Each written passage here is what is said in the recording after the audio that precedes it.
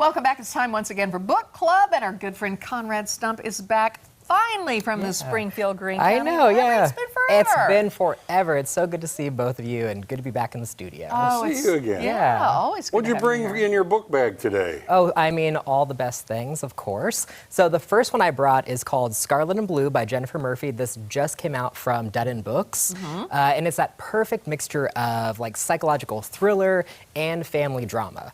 So it follows Scarlet and her teenage daughter Blue, who are constantly on the run from this guy known only as him.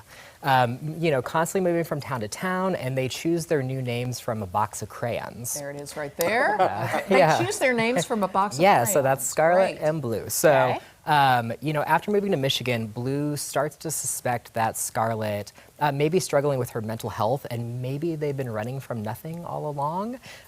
So she starts to make friends, starts dating. She finds a piano teacher who sees just how talented she is and wants to enter her in competition. But of course, competition brings recognition, and recognition might tip him off to their location.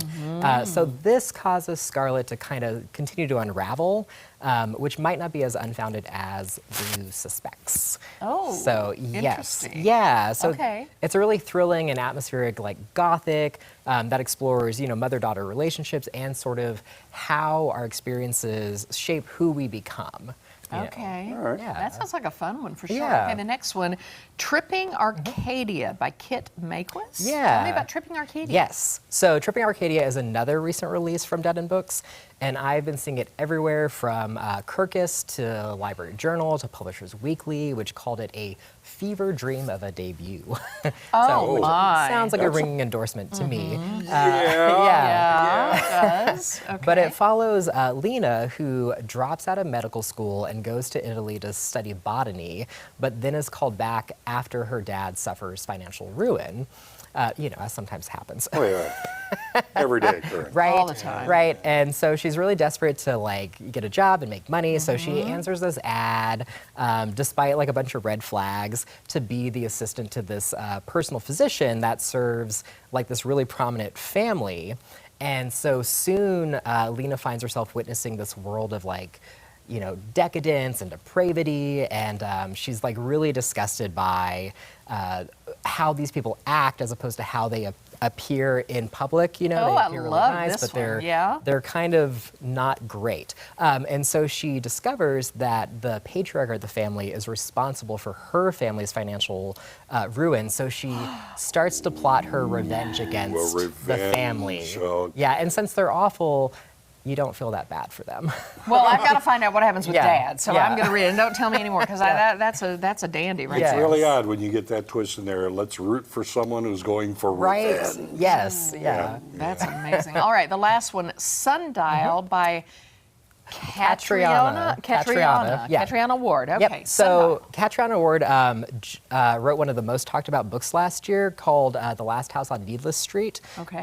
And so this is her hotly anticipated follow-up from a publisher called Torn Nightfire, which actually just launched last year, but is publishing a lot of really exciting, like dark and weird fiction. Everything that they do is really cool. And with a Catriona Ward book, you really want to go into it knowing as little as possible. Because they're so like enjoyably thrilling and twisty that you don't want to spoil anything for yourself. Okay. So this isn't like, when you say follow-up, you just mean her next Her next effort? book, yeah. Okay, rather than Not a continuation. It's not a continuation, it's Okay. just her next book. Okay. And so I'll give a glimpse into it, which is basically that like Rob has tried to forget her Sundial, which is her childhood home in the Mojave Desert. Okay. But her daughter starts to exhibit these traits that remind her of the family that Rob left behind on purpose. And so she has to travel back into the Mojave Desert to sort of face the ghost of her past. So, I mean, it's taut, it's shocking, and it's just like the twists that Catriona Ward employees are just mind-blowing. Really? Yeah. Oh, you've got my attention. Okay, I might have to read that one and the ones that came before. Yeah. Conrad Stump from Yes. the Springfield Green County Library, thelibrary.org. Thelibrary.org. Find it all Thanks, right Conrad. there. Yeah. Appreciate it. We'll be right back.